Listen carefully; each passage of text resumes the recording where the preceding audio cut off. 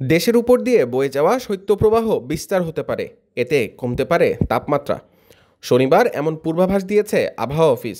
আবহাওয়াবিদ মোহাম্মদ শাহিনুল ইসলাম জানিয়েছেন, উপমহাদেশীয় উচ্চচাপ বলয়ের বর্ধিতাংশ বিহার ও তৎসংলগ্ন এলাকায় অবস্থান করছে।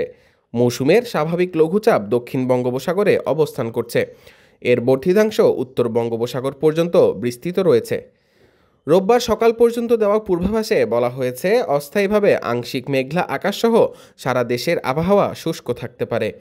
মধ্যরাত থেকে সকাল পর্যন্ত দেশের কোথাও মাঝারি থেকে ঘন কুয়াশা পড়তে পারে এবং তা কোথাও কোথাও দুপুর পর্যন্ত অব্যাহত থাকতে পারে। ঘন কুয়াশার কারণে বিমান চলাচল, অভ্যন্তরীণ নদী পরিবহন এবং সড়ক যোগাযোগ সাময়িকভাবে ব্যাহত হতে পারে। এদিকে দিনাজপুর ও পঞ্চগড় জেলাগুলোর উপর দিয়ে মৃত শৈত্যপ্রবাহ বয়ে যাচ্ছে এবং তা কিছু এলাকায় বিস্তার লাভ করতে পারে। সারা দেশে রাতের তাপমাত্রা 1 থেকে 2 ডিগ্রি সেলসিয়াস হ্রাস পেতে পারে এবং দিনের তাপমাত্রা প্রায় অপরিবর্তিত থাকবে।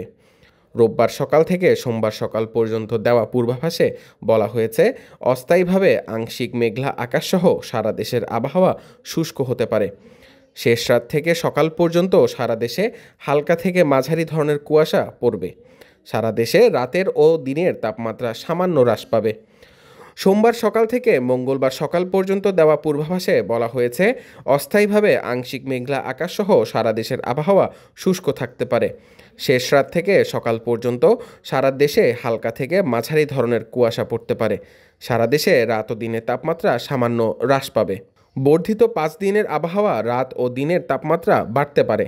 শনিবার ভোররাতে দেশের সর্বনিম্ন তাপমাত্রা রেকর্ড করা হয়েছে দিনাজপুরে 9.2 ডিগ্রি সেলসিয়াস। ঢাকার সর্বনিম্ন তাপমাত্রা রেকর্ড করা হয়েছে 15.4 ডিগ্রি সেলসিয়াস।